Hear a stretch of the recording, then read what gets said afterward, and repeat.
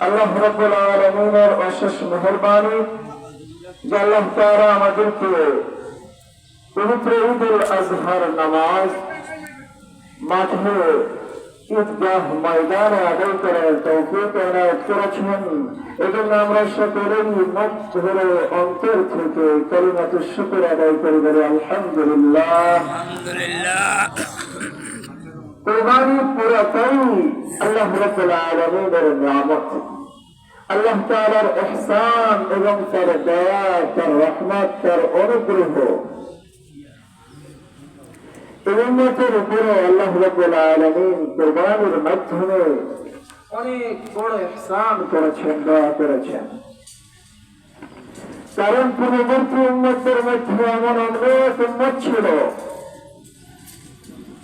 বিশেষ করে সাইয়েদনা ইব্রাহিম আলা নবিয়িনা ওয়া আলাইহিস সালাতু ওয়াস সালামের উপরে কুরবানির বিধান নাযিল হওয়ার আগে স্বপ্নের মাধ্যমে তাকে দেখানো হয়েছিল যে আপনি আপনার সন্তানকে কুরবানি করুন। একটু চিন্তা করুন, যদি আমাদেরকে বলা হতো যে তোমাদেরকে প্রতি বছর নিজের পরিচয়ের টুকরা সন্তানকে জবাই করার মাধ্যমে কুরবানি করতে হবে, তাহলে অবস্থাটা কেমন হইত?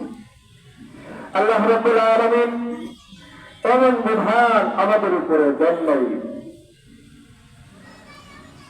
কুরবানি কবুল হওয়ার জন্য পূর্ববর্তী উম্মতের উপরে আলামত ছিল।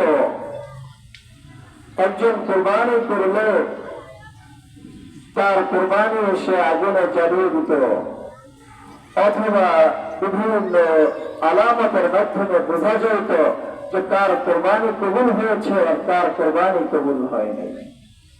বর্তমান জামানায় যদি এই বিধানটা থাকতো তাহলে আমাদের অবস্থা কেমন হইত?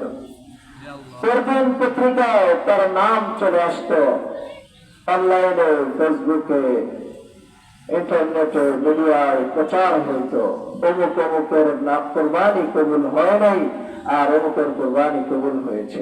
যাদের কুরবানি কবুল হয় নাই তাদের মাথা কাটা যেত। দুনিয়াতে থেকেও দুনিয়ার মধ্যে তারা চিন্তা করত কিভাবে দুনিয়া থেকে চলে যাওয়া যায়। এই লজ্জা আর অপমান সহ্য করার মতো ক্ষমতা আমাদের ছিল না। আল্লাহ রাব্বুল আলামিন সেই লজ্জার হাত থেকে উম্মতকে উদ্ধার করেছেন।